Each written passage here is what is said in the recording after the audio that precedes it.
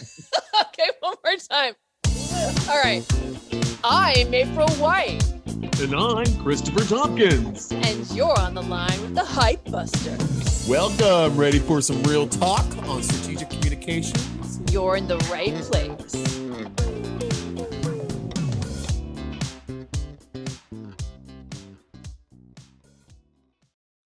Oh, hey, everybody, and welcome back to Hype Busters. April Whitey.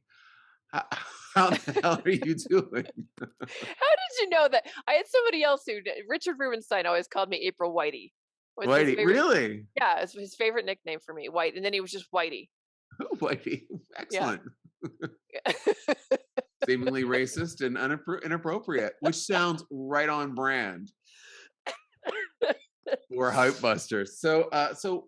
So what's been cooking on your side of the United States?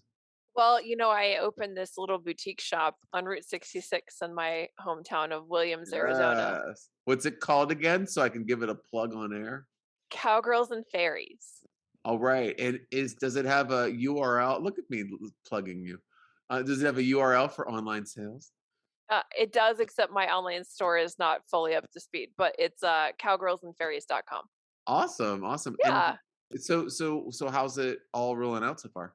Good. I mean, it's been interesting in that we had a huge snowstorm over the weekend, and it's still snowing now. Oh my So God. it was not ideal for an opening weekend, but even despite that, I had people come in that were so excited about the store opening, and they had been waiting for it for weeks, and they're wondering what was in there, and they had to come see. It was really cute. And I haven't let the windows be open at all until I opened, and they were like, Oh, that's fun. the grand reveal, what's inside? No, these are locals probably that saw your press coverage, right? Yeah. And then I had an interview with an NPR affiliate on Sunday. Oh, nice. About the store. So it's just been, we got off to a slow start with foot traffic because of the snow, but a fast, start with the press, I guess. So I think next weekend will probably be a little bit crazy because it's spring break. I'm hoping it'll be a little bit crazy. Are you going to do wet t-shirt contests? No. Okay. I'll alert spring breakers. It would not be on brand. No, and actually it'd be too cold, right? Freezing. It'd be really cold. You'd see way too much. See way too much. Yeah. Hypothermia. See far too much hypothermia to make it out. But here's the thing. Did the locals buy things, or were they just talky? They were talky and picked out what they want to come back to buy. Okay. See, I would have been like, okay. It was Brenda, right? Okay, Brenda, there's your picture. I'll hold that for 1 week, and if you don't come back, you're dead to me. You might have done that, but I wouldn't. Yeah, hence me not being a retail giant. Like yeah. No, it was so cute. And then I went to the coffee store next door on Sunday when I was already open, and I was asking them what their normal hours of high foot traffic are, and they're like, "Wait, what's in that store? I've been wondering for weeks." She's like, awesome. "I thought it." She's like, "Is it a Western boutique?" And I was like, "It is." She's like, "Yes."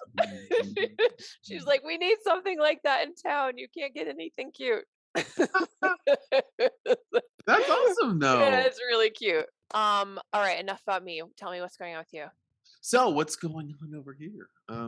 Well, I'm busy with stuff. I think I told you I'm doing 2 books, and I've been working on them quite diligently. Good. And so my my second book is my Renaissance year, which is the working title of it so far, and it's kind of like self-helpy, kind of discovery-ish. It's kind of like a recipe on how that you can kind of look at the areas that you haven't explored in your life and express them through creativity and access them, make them more accessible. And it's really interesting. And the reason why is because I started getting interested in painting, and I started doing it, and then everything else, I'm seeing a lot of things differently. So I'm looking at things. Nice. I'm viewing, like when I'm walking Olive in the morning, we're doing our walk. I'm seeing colors differently. I'm seeing textures differently.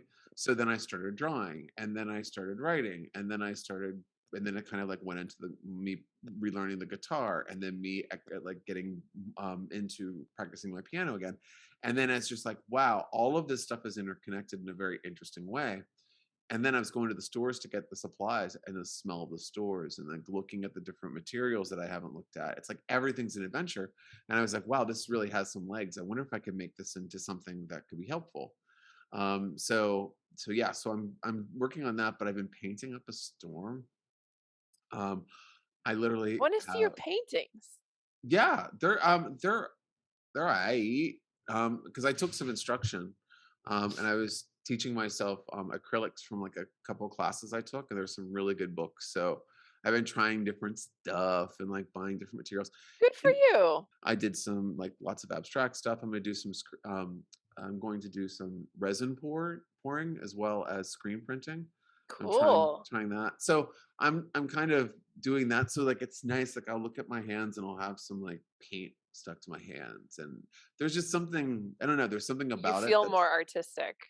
well, no, I feel like I'm more grounded because all we like Huh. our world is digital, right? Our world is talking and emailing and pitching, and I mean, like that's what people are like, why don't you put some of your pictures on Facebook? I'm like, what asshole goes on Facebook and puts stuff up there? I'm sorry, April. But like I can't, this is, here's the deal. This would be like you writing a press release in the weekend. You know what I mean? Like I don't want to do social media for myself. Yeah, I hear you. Like I was almost thinking like, God, do I need to hire somebody to do it for me? I'm like, oh wait, I do that. Should I just get someone internally to do it for me? I was like, no, maybe not. Maybe we should just kind of like try to post something, because I'll post something and everyone's like, oh, where have you been? We thought you were dead. And it's like, cool. I got a phone too, y'all. If you ring me, number one most engaging form of communication.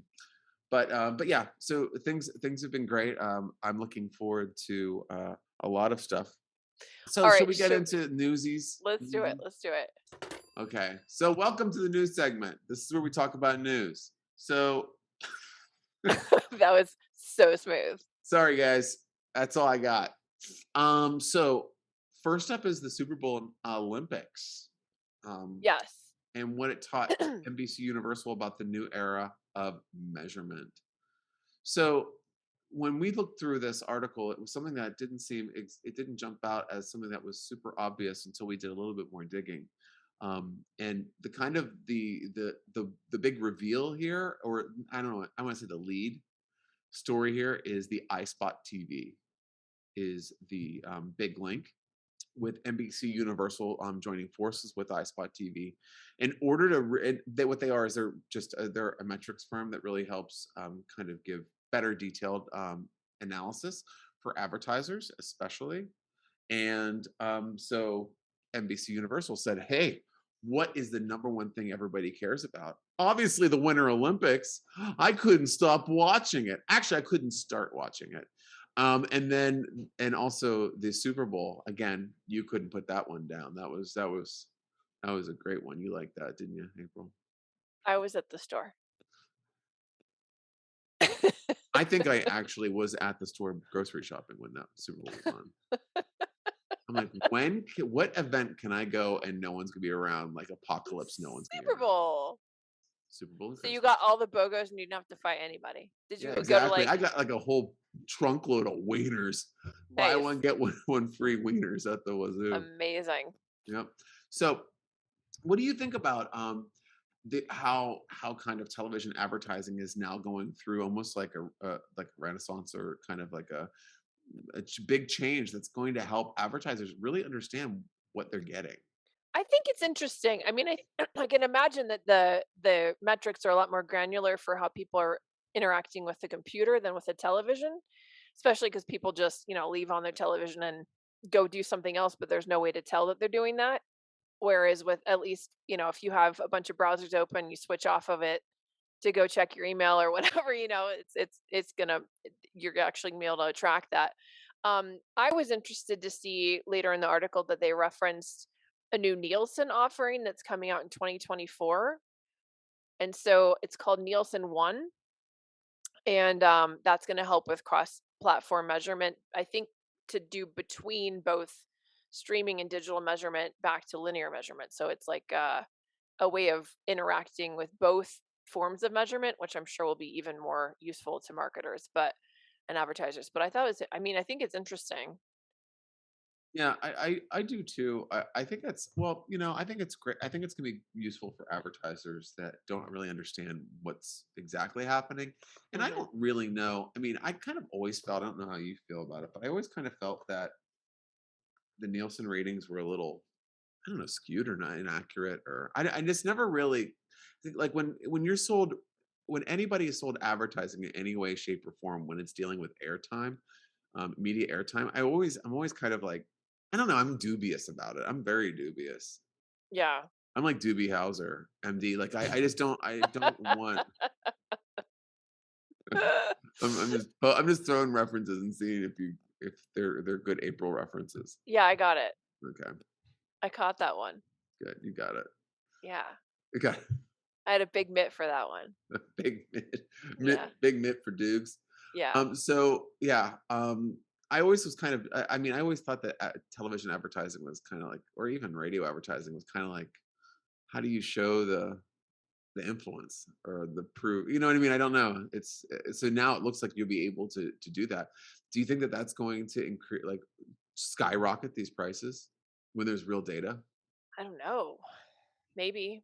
Because if you were sold a dream and then you were given facts, I would see, for example, if I tell somebody that I'm going to build their email list through an ad and it's going to be Mm, $1 an email, and I said, how many emails would you want? And they're like 2,000. Then I say, okay, well, this is how much money you have to spend. And then they're like, okay, well, we really want to spend more this month because we really want to get our list big. We want to get 10,000 this month. And it's like, okay, it's $10,000. So I wonder if, but before it's kind of like, mm. we'll see. You know what I mean? It's kind of like, give me $500. I'll see what I can get you. Um, so I don't know. I'm curious to see if I don't that's know if going. it'll raise prices or just make people a lot more careful about where they put their money, where they spend their ad dollars. But because I feel like that's what's happened with PR is that people want then they want a more sure bet, so they're more inclined to Right. spend the money where they can see the metrics. So maybe it'll mean they'll spend more if they can see bigger returns or prove the returns. Well, we shall see. We'll find out. We shall Find out see. God, I soon. can't believe I missed the Olympics. Poor thing. Wake up one morning and all the luge is over. I just, you know what? I just can't get into it. I really tried to like get into it, and I Olympics in general is just not my. I like ice skating. I just completely missed it. The whole thing is just Mm, gone. It just poof. well, I'm But sure it's on Peacock there we go. because that is.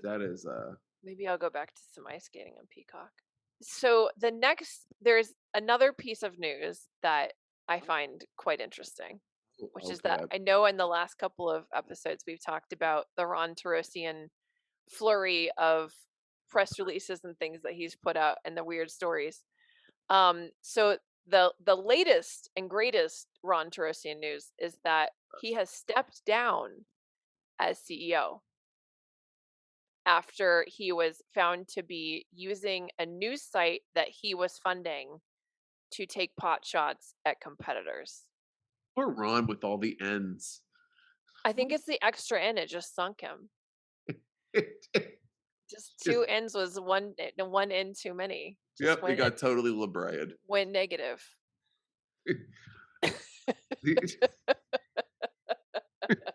But this is huge PR news within the industry. Like, I don't know if people are, but basically, just to recap here, he had been found out to be using a site that he created to basically, promote himself and get rid of other agencies' credibility. So then he was reported on by the Daily Beast and Cranes and the New York Times, and like that he had, secretly acquired this news site called Everything PR in 2014, where he was using fake bylines to bash his professional rivals. So it's then he was condemned by the PRSA Society, it's the Public Relations Society of America, and they called it a cowardly and blatant violation of PRSA's code of ethics. And so then he says, I've made the decision to step down as CEO of 5WPR. I have become a distraction, and the team deserves the freedom to operate in a context free of noise I personally created. And this is, yeah, this is, I mean, this is big. This is big news because he's quite a figurehead within the industry. I mean, it's, you've got Richard Edelman and Richard Rubenstein and Steven Rubenstein and Ron Tarosian, and I mean, is one of the top 5 to 10 names in PR. So this is it's pretty huge. But for a non-PR centric person like myself, what do his peers think about this guy? Do they think he's a dirtbag, or do they feel like he's an actual like, oops, he made an oopsie, or I mean, what are they? This guy No, has been like he's he has such a well, track no, record no, of being a jerk. he's well known for being a jerk. Yeah, he's well known Mm. for being a jerk. I mean, he had a publicly um publicized spat with Richard Rubenstein. It was a ways back, but it was pretty infamous because it was they published the entire back and forth between the two firms Oh wow, where they were fighting over the fact that Richard Rubenstein was allegedly recruiting people from 5WPR. So it was back in 2007, wow, and they got into this, email pissing match where they were threatening legal action against each other. And I mean, to be fair to Richard Rubenstein, who's a friend of mine, like Ron definitely was the instigator and the one that was making the more aggressive moves. And Richard was just sort of standing his ground. But my favorite part, also just to give Richard Rubenstein a plug, is that he says in the last one, relax and have a nice weekend, Ron. Call me on Monday if you like. oh So my it goes, god. and then he writes back again 2 minutes later, great response for the record. So anyway, but Ron's last note, just to show you how bad it got, was, and yes, the tone should threaten you. I'm going to target your business and do my best to continue growing, even with Daddy's name. Once he goes, you and Steven can come work as our senior account execs for me. Oh, it's so funny. And I don't know if I told you, Chris, but I actually had job offers from Ron and Richard at the same time. And when Richard found out I had a job offer from Ron, I got the job and a higher salary than I would have, That's awesome. which I'm very pleased about because that means that I ended up with the better of the two by far, Yeah, it and sounds like it. maintained a friendship with Richard. So yeah, so it's like a funny, it's personally funny to me with having had this history of having interviewed with both of them, and then and also thinking like, wow, Ron is would not be a nice person to work for, Doesn't which sound he's like it. notorious. No, he's notorious for being not a nice person to work for. This, I think, anybody familiar with him, this will come as no surprise to any of them. Maybe the part he actually went as far as to do the thing he did, which is pretty outrageous. But him being a, notorious jerk is not, that's not news to anybody. But you know, forming a website where you're faking stuff is pretty bad. Well, yeah, I mean, you lose credibility right off the bat. It's funny, I Yeah. think it's kind of what I find it's really interesting is these, no, I'm not ageist here, but these old farts that like they've been around for a while and they've been I'm doing not this. ageist, but these old farts. Yeah, I mean, come on, if you say that, it kind of excuses it, right? Ron's not that old.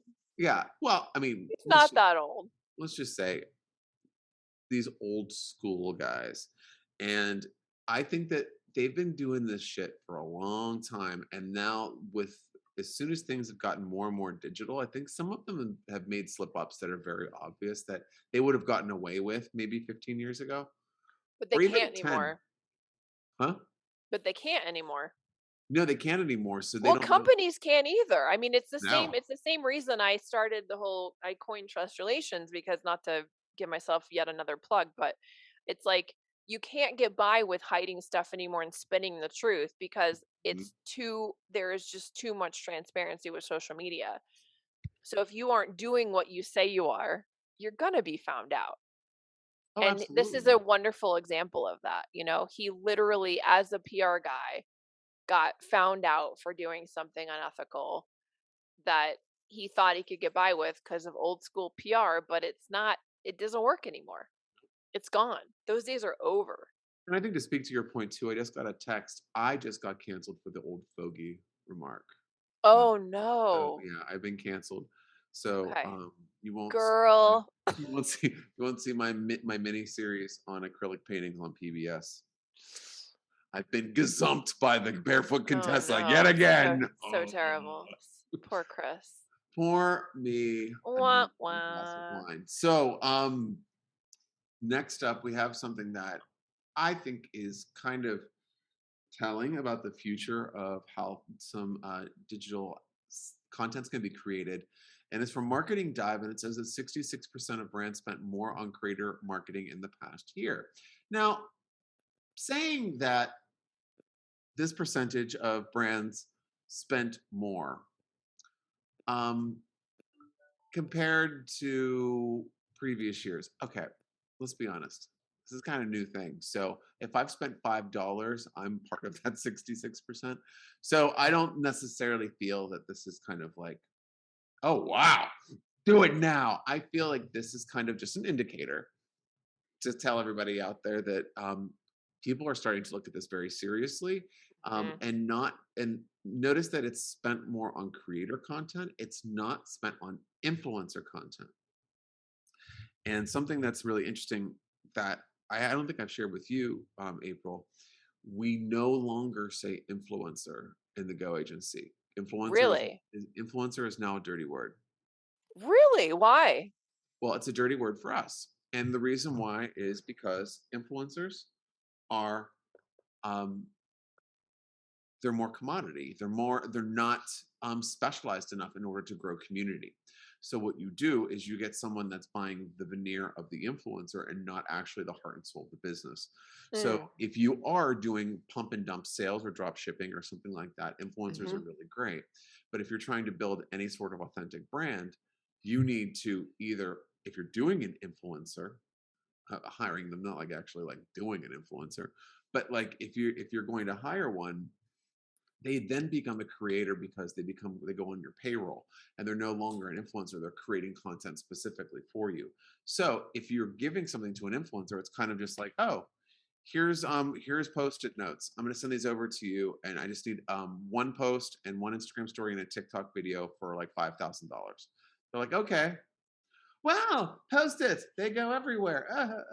And then you pay for that. But if I'm telling you, this is the post-it. I need a video of you and your face holding the post-it right directly next to your face. I want you to say this, this, and this. That becomes a creator. That's not an influencer. That becomes you no longer have their voice. mhm, Creators are what brands need. They don't need hmm, influencers because what people need is that video content of people endorsing and utilizing their products. And creators are the ones that will develop that, not influencers. mm, So interesting. the brands are looking at that. That's interesting because what they're doing is they're saying that it's important for us to invest in content that is consumer facing rather than Mhm, brand created then consumer facing. Because I feel that if you're looking at a Nike ad where they're showing regular people, you know that's going to be slick. Even the normal regular people are going to be slick. Whereas if you're going on to TikTok, they're going to be normal people in their own house, in their own environment with these shoes. And it's a different way. It's actually brings reality into it because there's the aspirational and then there's the real life aspect of it. mhm, And I mhm. feel that it's balancing that brands are starting to wake up to. I mean, what do you think about kind of that concept?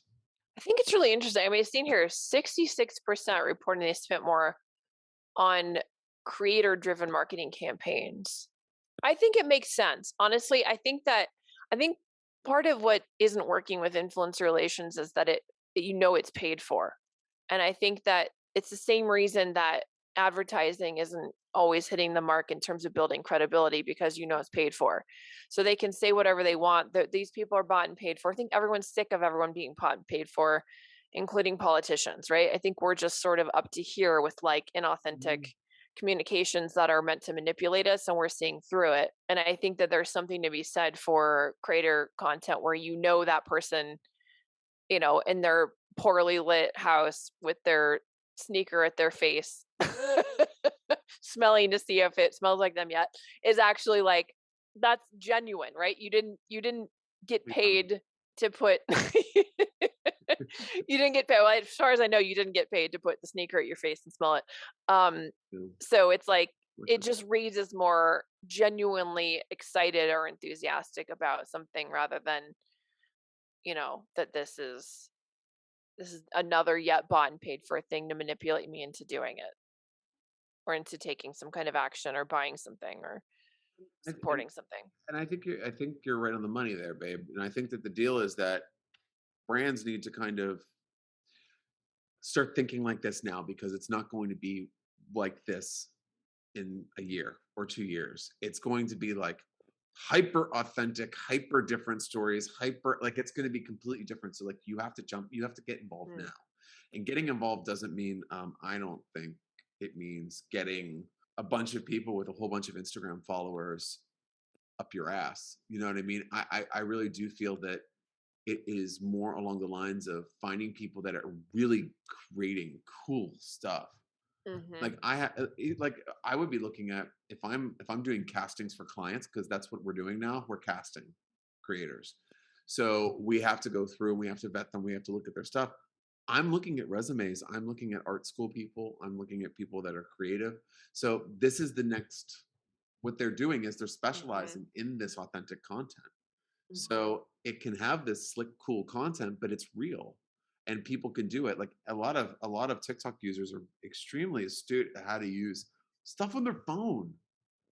Like I can't even turn my flashlight on without like getting an SOS sent to like the police. Like I mean, I have to stay in my lane with technology. You know what I mean? Like I'm not gonna say that like I'm gonna like Annie Leibovitz you with my freaking iPhone. You know, I mean, it's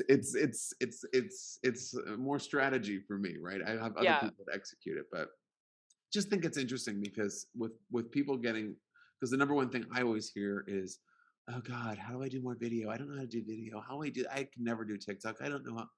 Like, get with it. Grow up. You know what I mean? It's time to kind of join the now. Find mhm. someone in the now and befriend them, and then bridge that gap into now.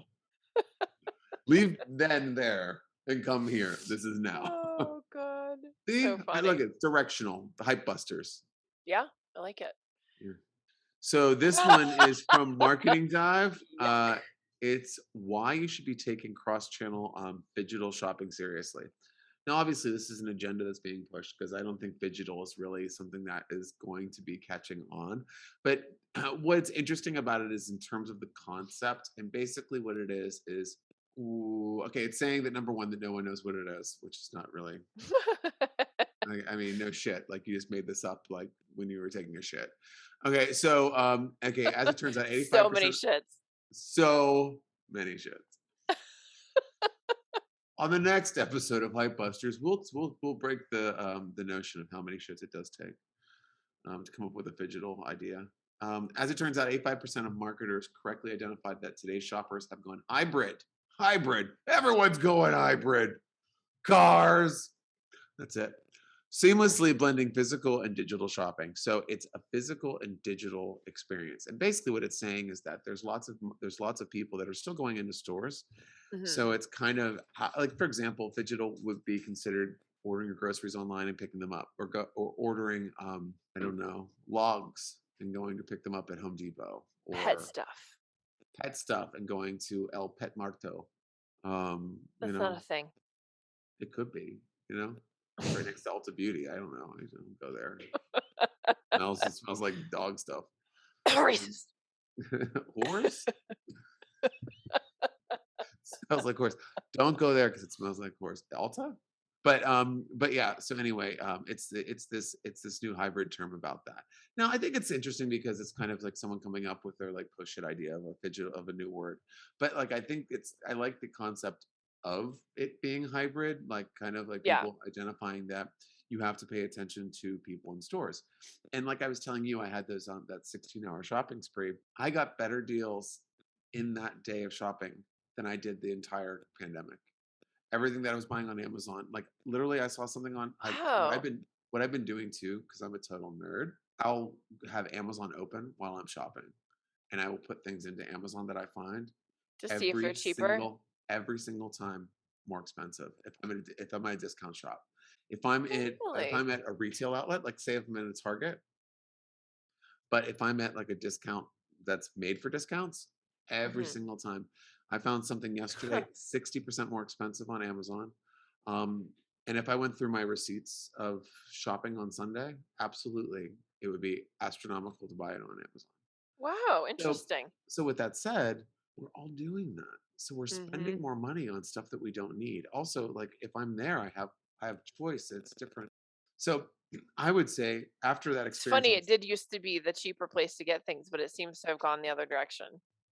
yeah, because it's like I saw something and it was like I got an alert that there was a price drop on something that I was purchasing. Thanks for that 5% freaking alert on my phone. I don't necessarily need that. Fair. Bastards. You're wasting my time. All right.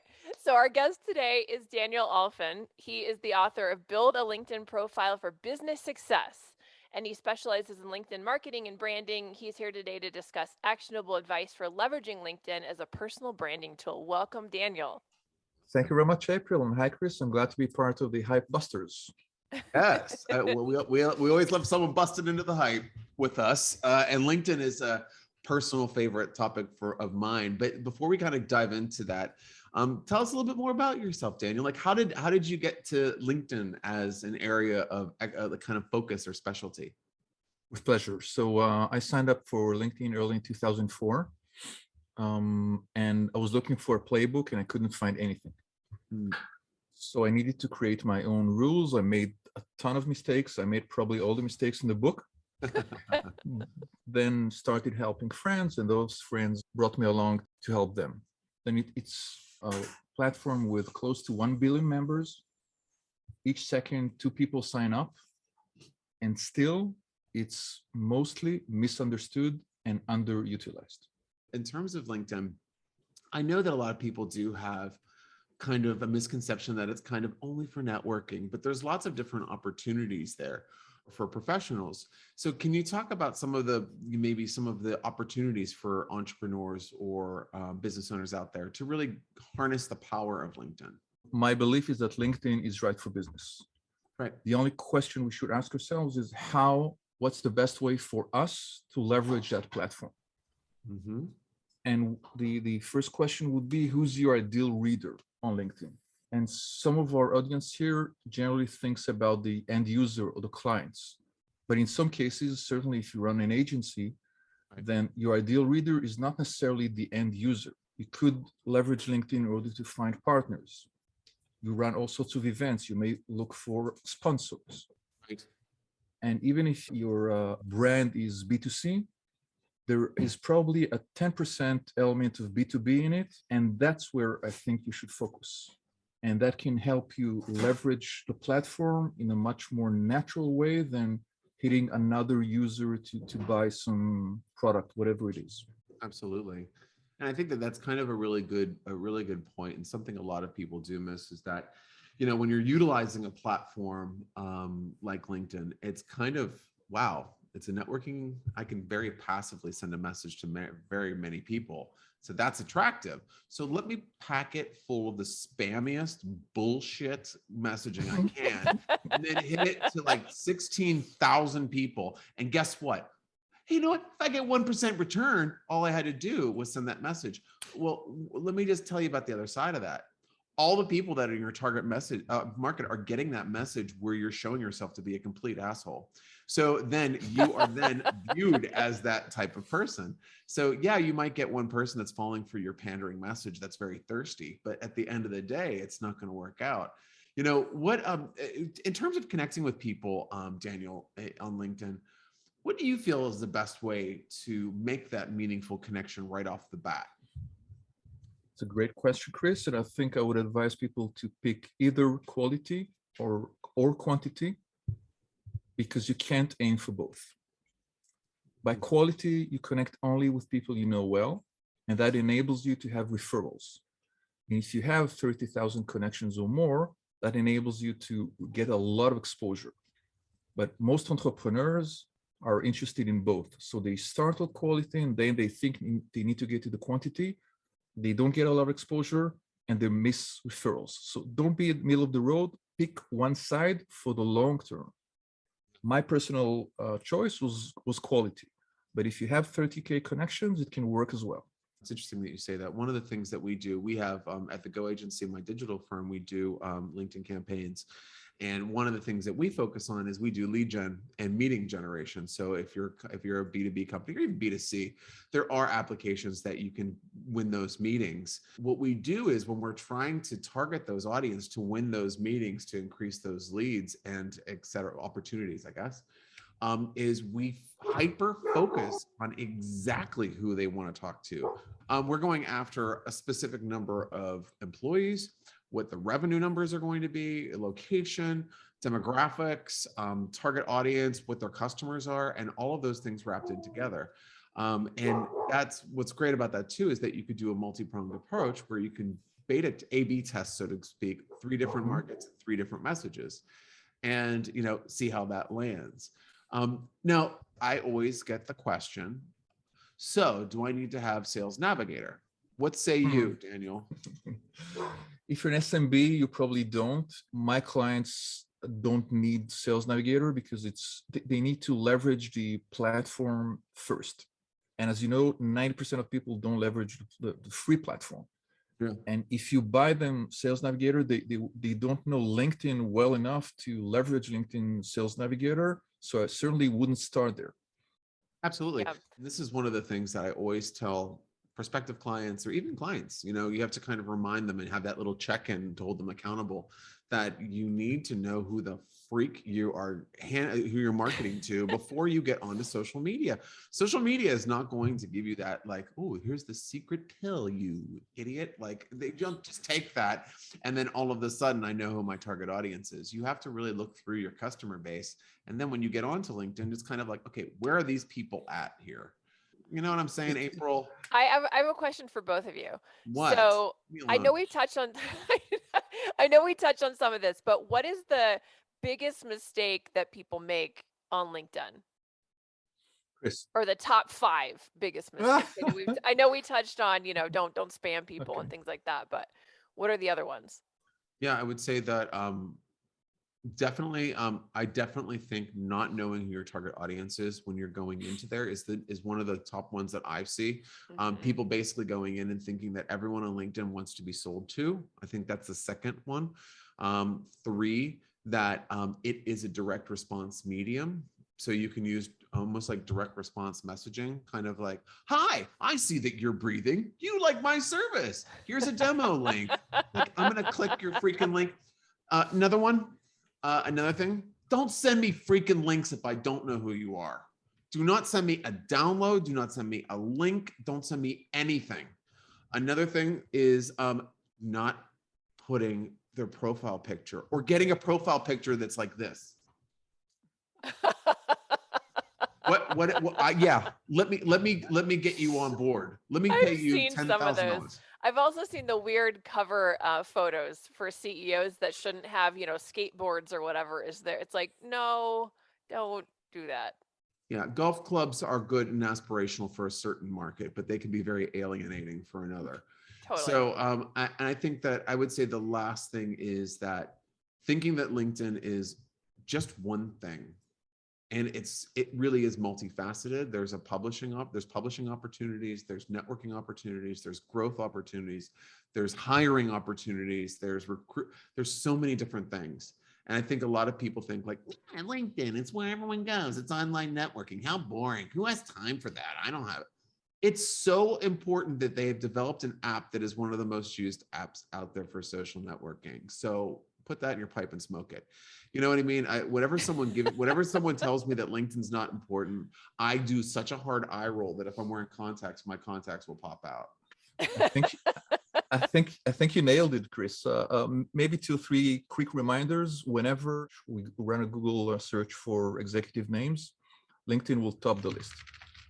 Mm-hmm. Even if they published books and they had TED Talks, LinkedIn will still be top of the list. And that means they need to manage it.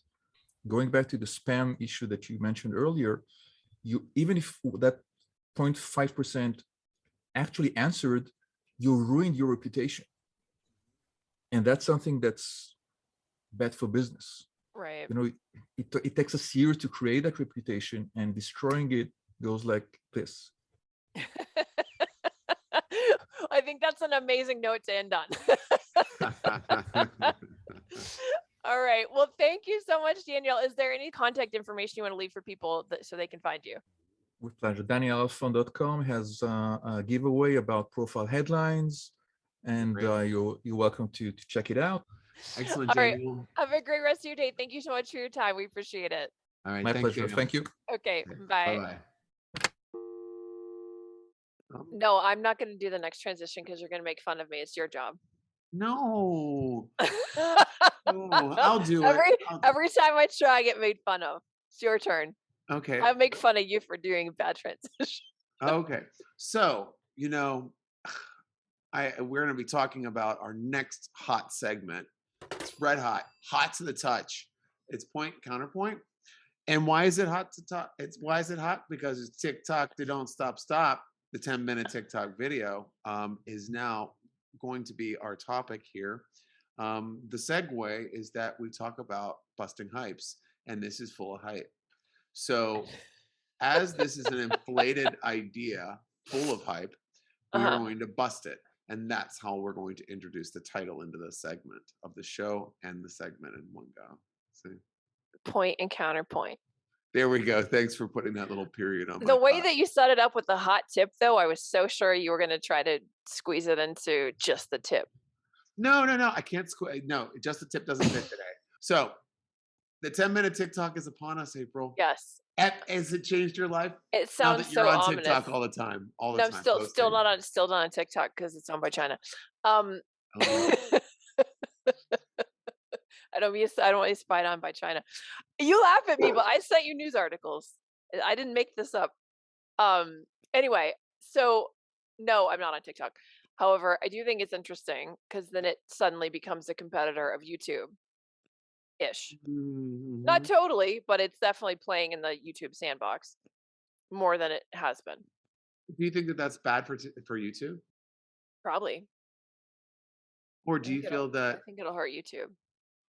Or do you think this is just? I feel like this is just an attention grab. Maybe. I think it's kind. Because here's the thing. It's kind of like Cliff Notes have a lane, and that's what they do. And I think that TikTok has a lane, and that's what it does. Yeah. And I feel like it's informed the media and how.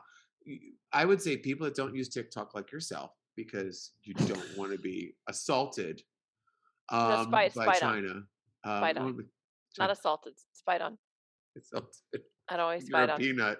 They got assaulted. But yeah.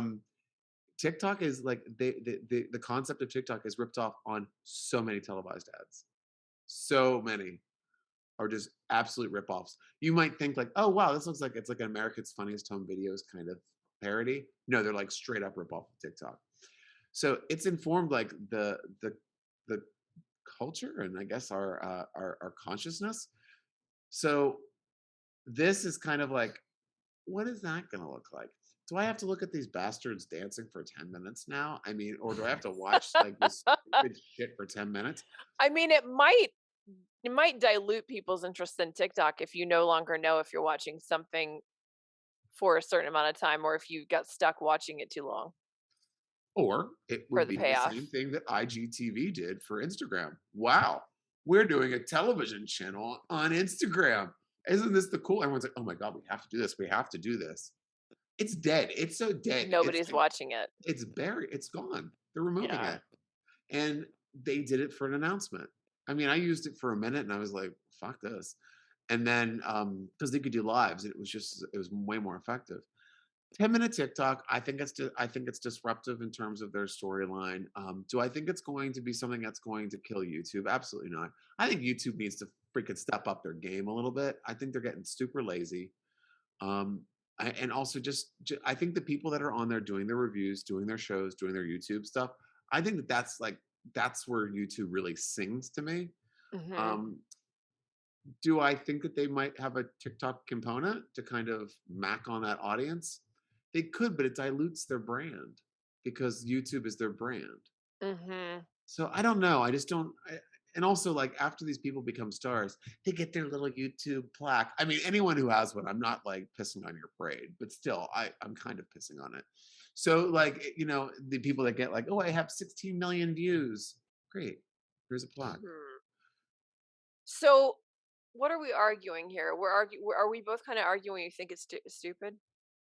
I think that I don't think it's real. You don't think it's real? I think it might be trying to take a pot shot at YouTube. I think it's kind of an attention grabbing thing. Okay. And I would say that if I was TikTok, I wouldn't have played this hand just yet. I Mhm. think their narrative is really, really positive. It's still the most downloaded app across the board. People are using left, right, and center, except April. And so it's you know I think what we're gonna have to worry about is this is what I would suggest. As soon as you download TikTok, it's over. So if you download TikTok, it's over. Oh, Everyone's so I need to download it so the 10-minute TikTok is over. yeah. I think actually it would mark the end of TikTok because you would be so beaten down that you would do it, and then Finally. you would do it, and then that would be when it's already the waves breaking. Yeah. So let's go into cash or Cash trash. or I trash? love this segment. Me I too. It's almost my okay. favorite. Write us in. I mean, our mailbag is full. It is like Santa's sack. I mean, we get so many letters. I have paper cuts from opening them. That's why his thumb got infected. Yep, it got infected. In 1987, if anyone's like a fan of the shows, go back to it's a few years old, that episode, but the thumb is still happening. I'm going to reinfect it just so it's relevant. So That's what we gross. Don't got do that. first? Oh, nothing says you ruined my morning like Folgers coffee. Um, have you ever gone somewhere and then you wake up and you're excited for coffee? Are you a big coffee drinker? I don't drink caffeine anymore, but I'm still obsessed with decaf. I Okay. drink tons and tons and tons of decaf, Okay. So still caffeine in which there. I know has a trace amount of caffeine for anybody listening. Yes, I understand that. Yeah, Eight it's percent, 8% of a cup per cup. so with that said, when you go somewhere and someone's like, "Hey, would you like a cup of coffee?" and you're like, "Oh yeah, you have decaf," and I'm like, "Yeah," I'm like, "Ooh, yeah," and then they're like, "Okay, hey, Mary, whip out the Folgers." Like I'm immediately like, "Folgers? Like where are we, I mean, grandmas. Grandma?" Um, Yeah. I think it's funny. So just to give everybody that's listening some context. Oh yeah, yeah. Why Um, don't we do that? so Folgers is planning to swap out its fusty reputation for punk rock rebelliousness. And they are basically doing this, like they're drawing out Folgers' unsung New Orleans roots and focusing on the craft story that millennials care about and re-swapping out the best part of waking up is Folgers Ooh, in your cup. They're swapping that out for that power fist while you're singing. I know. It seems so appropriate. Folder. You're holding a mug angrily. I don't know. Yes. That's It all was right. like that's how I feel about It's Folgers. very powerful. Oh good. So they're instead using Bad Reputation. That's being reimagined by a marching band that's joined by a local musician Trombone Shorty. And so they kind of have this like proudly roasted toasted in our hometown of New Orleans vibe that they're going with and messaging, and then they're also leaning into the fact that they've been around since 1984. Actually, is that true? Or the jingle's been around since 1984? They've been around a long ass time though. They're I watched this ad and then 1850. I was totally off. So they've been around since 1850. So I mean, there is something that I can understand millennials might think is cool about this kind of old. Maybe they'll, like what's old is new again, and they might have a hope for doing this. It's certainly disgusting. I don't know if they've made it. I haven't had it in a while, so maybe it's actually they've worked on the flavor and they can compete with Starbucks. But I mean, in a in a culture filled with a Starbucks in every corner, Like, that's a pretty tall ask for people that are familiar with what real coffee tastes like. I would say that Folgers could be mistaken for Starbucks coffee if you have the taste buds of a COVID sufferer. Like, it is like number one, buying like like a barrel of coffee is just weird. And I think also plastic big tubs of coffee just kind of like I hate. Yeah. But what they did do is they created that. Would you say you said 1850? Yep. They have a premium label, and that is better. That's kind of more. It's Starbucks reaching, but not there yet. But this old folders in that big plastic red tub with that plastic black top, Yeah. that's where they need to start their journey. I, I would say that's the journey we want.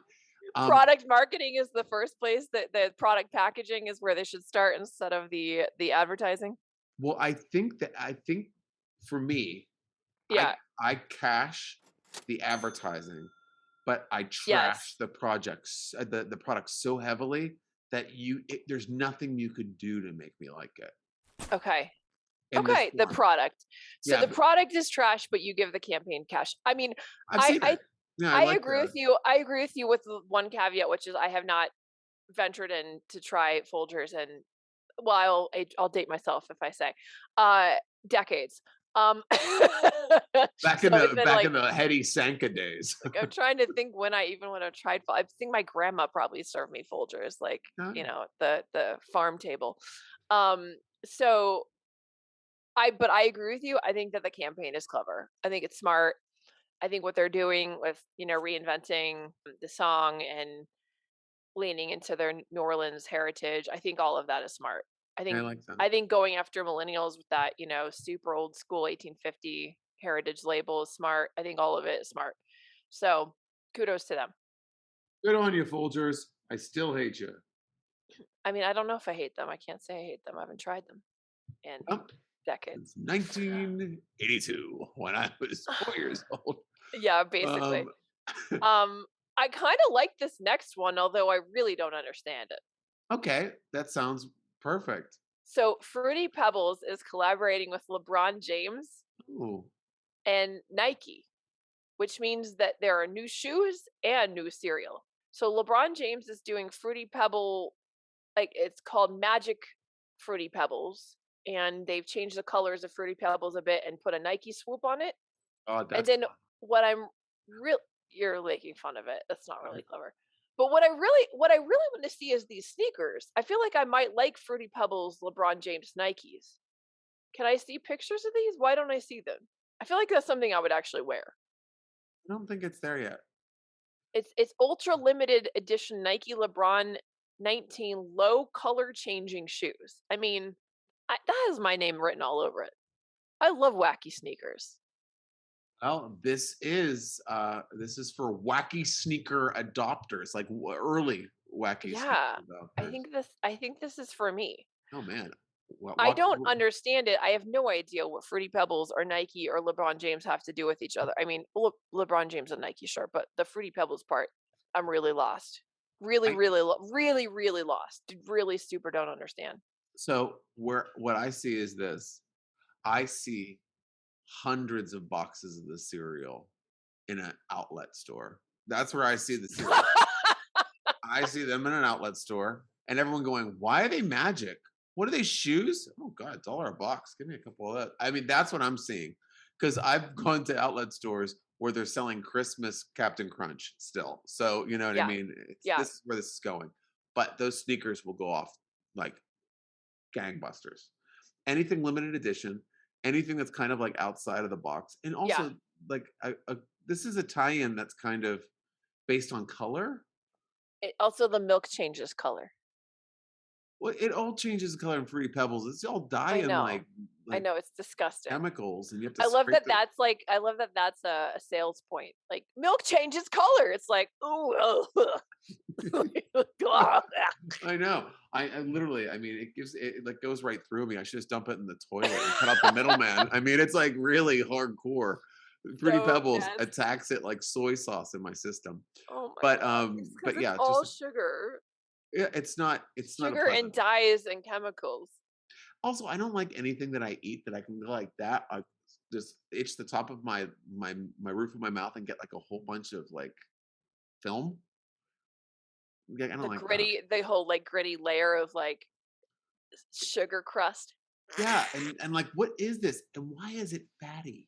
Why is it Um, stuck in my teeth and my gums? Like, oh, exactly, exactly. Then you got to get yourself a face enema. Like, I would say that literally this is I cash the sneakers, I trash the cereal. I'm okay, like I agree. the sneakers I think would work. I want the sneakers. I want Well, the sneakers for my birthday.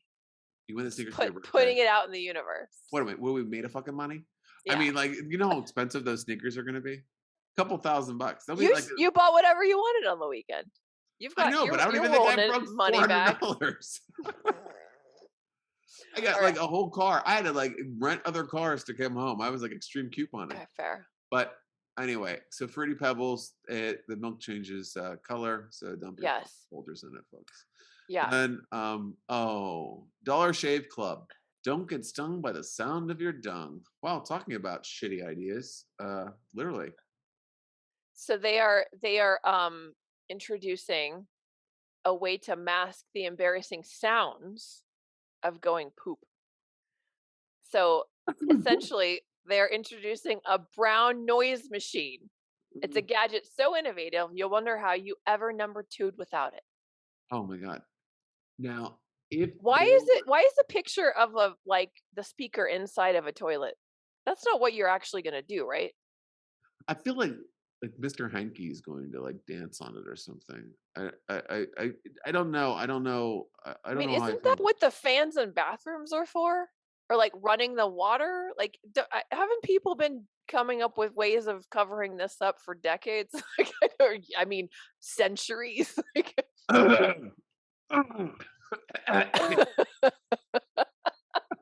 Yeah, that's what that Chris really. does. That's how Yeah, Chris sounds when he poops. exactly. I cough loudly, and I do it at home because I'm not a traveler. But no, I think that this is so crappy. It's just the shittiest idea I've ever seen. It's number one. I don't like, and also just for anybody that's looking at the image on the Dollar Shave Club website, It's who dollarshaveclub.com. who poops with the toilet seat up? It needs to be down. Who the hell is doing it? What savage is doing like a reverse mount on this padded speaker that has like a carpeted like top to it? It's freaking stupid. Look at this thing. No, it's like And it's it's got like I an don't AC hookup if you would have put in like your like old style like earphones. Look at the front of that thing. I love that you noticed that the seat was up. It's gross. Put It's it like right. down. What is this? Like these I mean, savages. so boys don't poop with the seat up. No, they're gonna take a shit on the speaker. They're gonna sit on the toilet seat that's in the middle. It's like, what is that? It's like, oh, it's like if you're like, oh god, I'm running out of seating at a party. Oh, let's just get the Dollar Shave Club speaker and put it on our Oh my toilet. god. It's Oh my disgusting. god, it's too much. It's And too much. I don't like what it looks like either. No. All right, so I think that was a very resounding trash. This is total trash. And I have to say, if Radio Shack was still alive, this is what Radio Shack shit looks like. Not the shit of Radio Shack, but actually, yeah. Because it looks cheap, nasty. The buttons are for like people that have never like that owned a device before. Oh, so terrible. And then you got like an AC hookup for like And your there's like music. big cord. Oh, I like the look at idea that. that you just blast music when you're in the bathroom and with the idea that nobody knows what you're doing in there. It's like, Even better. Even from better. the window to the wall, till the sweat drip down my ball. So with the headphone hookup, Dollar Yeah. Shave Club, Mhm. you don't want to hear yourself take a shit. So no one else is going to be able to hear the sound that comes out of it. So you're going to do like, oh, this is great, on the background, so everyone else hears your poop, but you don't hear it. I mean, I then don't. at least it's like you don't know that everyone else heard you. That's false security and mixed company. Why is there a timer button? What's the timer button do? Oh, it ejects you. Because we're all thinking, we're sitting on the speaker. Okay, if anybody has like a dollarshaveclub.com/LP/brown-noise, it's Mhm. worth it. I Just do to want to see. say, I think brown noise is clever. Well, So kudos to the copywriter on that, because usually it's white noise. yeah. Well, So also that was cute. it's a play on the brown sound. There's supposedly a sound frequency that you could play that makes people shit themselves. Stop. Hmm. Well, in That's fact, look it awful. up in your history books. I mean, No.